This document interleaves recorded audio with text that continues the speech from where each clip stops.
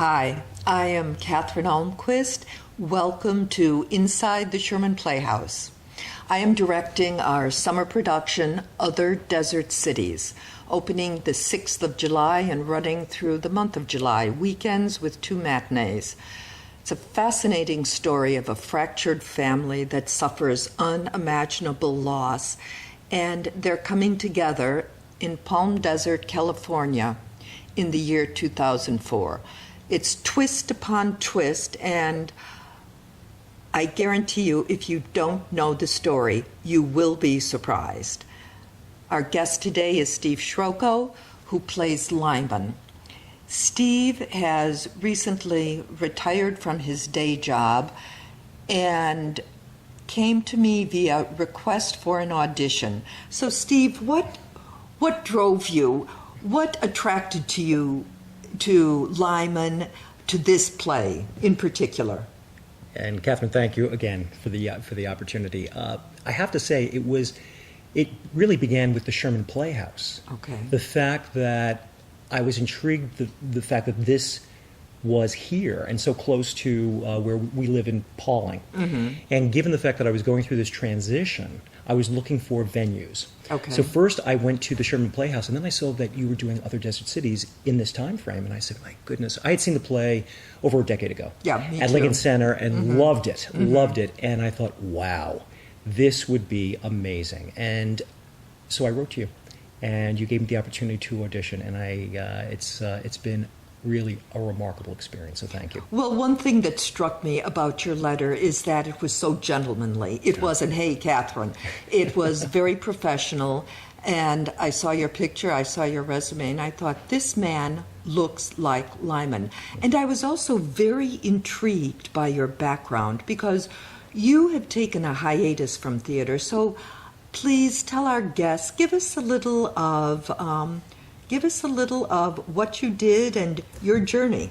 Sure. And again, thank you for this opportunity just to share the story.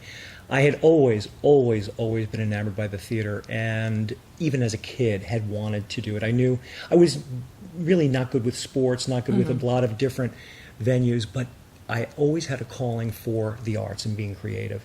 As soon as I could, I joined the school plays and did that. And ultimately, when it became time to make career choices, I had spoken with my parents. I'm the first kid in the family to go to college. Okay. And so, how many children in your family? I'm the eldest of 3. Okay. And in discussing with my parents' plans, many of my high school friends were going on to conservancies or going to Juilliard and things like that, NYU. And my parents said, and they were very, very supportive, but they said, look, you've got to understand you're going to have to take care of yourself. And this is a very, very tough profession. So ultimately, I made the logical choice or the practical choice of becoming a chemical engineer, and did that. But as soon as I was able to navigate getting back to New York City, I was moonlighting. And so from the age of 22 to 37, I was moonlighting at night, acting. And ultimately, at 37, I had just become a managing director at a financial firm that I was working at, simultaneously had been cast in an off-Broadway play, a limited run. And I said to myself, if at the end of this, I don't have representation, because at the time I did not have representation, I was unable to get union status. And I said, at the end of this, if this does not happen, I should take a hiatus and wait 20, 25 years. And if I can make it and still have passion at that point, come back to it. And that's what brought me to you. So what was the play? What was the off-Broadway play that you were in? It was called Appetite. Okay, I don't know the work. No, and again, it was a very limited run in a small theater. It was a wonderful cast, and it was a wonderful play. It was very much feeling this way, which is a great ensemble. And I said to myself, if I can't make it will not get better than this for me at this point in my life when I was 37. I said, if this is not going to get me representation, let me just pause and come back to it at a later date. Okay, so you studied chemical engineering. You went to your finance firm. What was your feeling during those years? Because it was 20 years, 15, 20 years. Sure. Did Did you look back? I know you were active. You continue to be a theater lover, but was there ever a part of you that thought, I should have, maybe I made the wrong decision, or did you throw yourself in completely? What were you feeling? Well, there were really, really hard moments where I had worked all day, and I'll never forget this. It was auditioning for a role in The Seagull, Okay. and had always wanted to be part of that production. Okay. And I'll never forget, had worked all day, and it was an open call for 4 hours, 6 to 10, let's say. And I'll never forget, I waited, got there at 6, we're a little bit before 6 to sign up.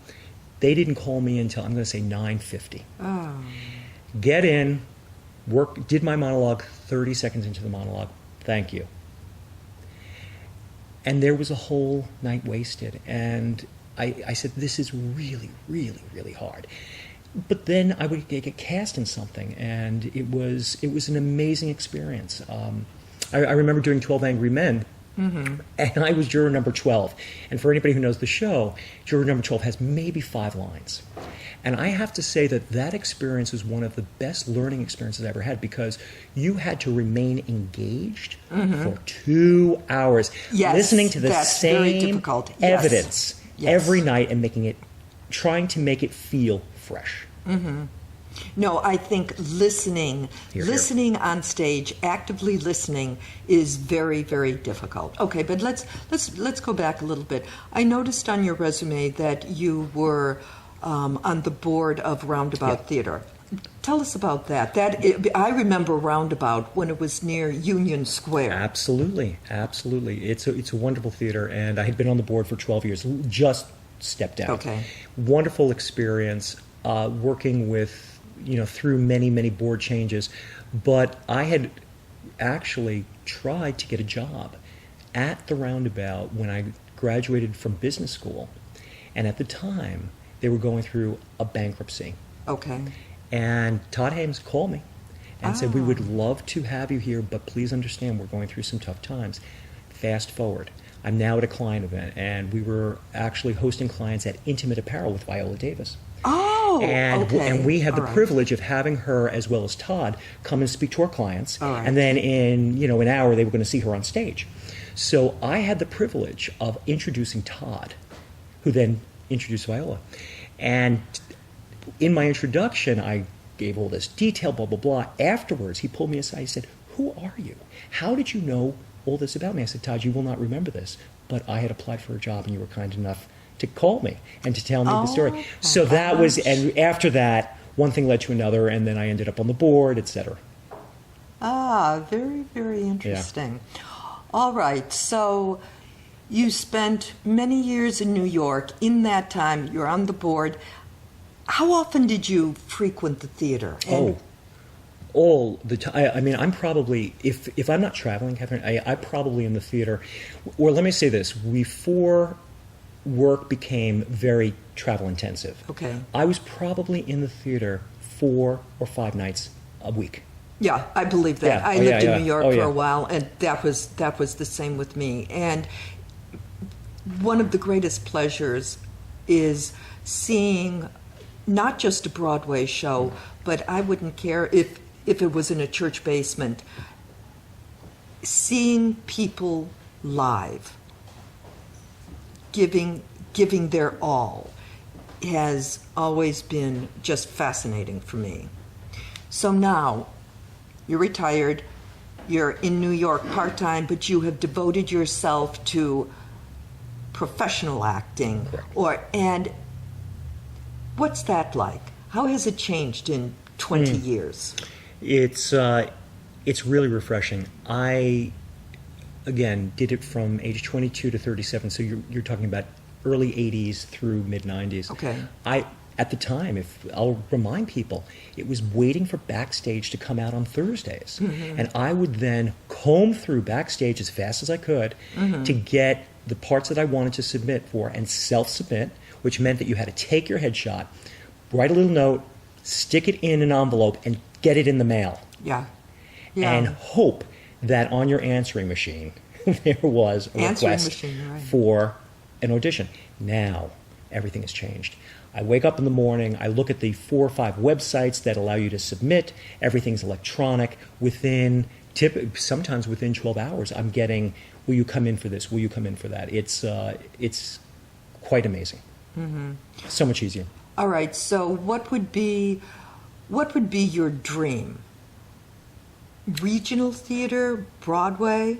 I'll just preface this. My Trish, who is the wonderful receptionist at Dr. Hetson in Kent, has an uncle who worked for years and said, "This is it. I'm going to quit." He's in his 70s and was cast in Denzel Washington's show. And he's performing on Broadway now. Wow. What do you see for yourself? Wow. I have to tell you, it's funny because just last night I was asked, "What's your dream role? Yes. What are you aspiring to do?"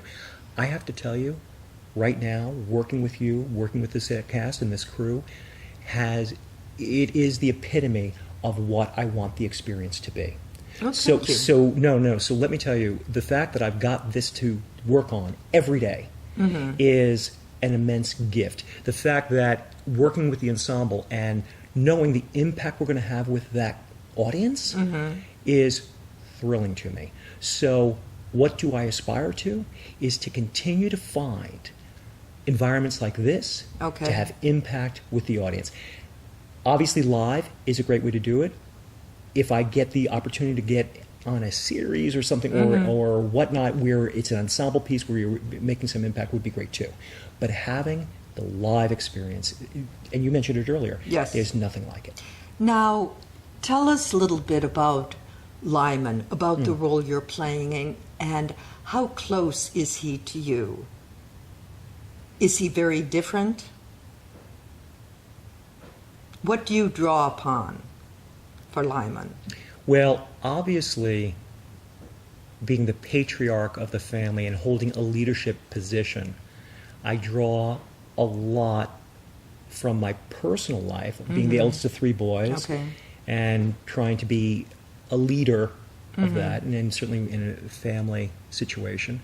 The other thing, too, is he's also been a politician.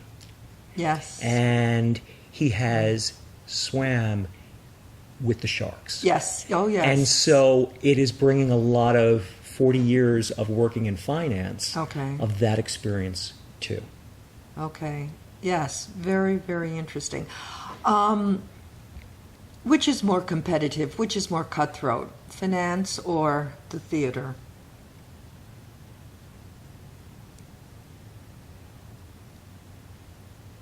Not. I think. Putting you on the spot here. No. Yes. Can I tell you something? It's really interesting that you say this because just last week I was auditioning I had 2 callbacks, and it was a mixed cast. So we had young people, and then you had people of my age, of both sexes. Yes. And remember, I'm just coming back to this, Catherine. Yes. And what's so interesting is that the young people didn't talk to each other. Okay. The older people did. Yes. And we were sharing sides and things like that. And so I would say that had you asked me this 30 years ago, I probably would have said acting. I now would say finance. All right. All right. Well, does that make sense? Yes, that makes sense. Yeah. So you were in finance during 2008. Oh yeah, crash. yeah. All right. So that is yes. So you've seen some interesting things. Oh yeah. All right, Steve. Well, this has been a delight. I would invite you all, please, come and see other desert cities. Not that I'm prejudiced, but I have the most wonderful cast in the world.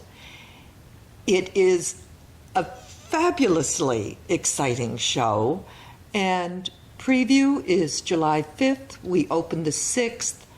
We'll see you then. Thank you.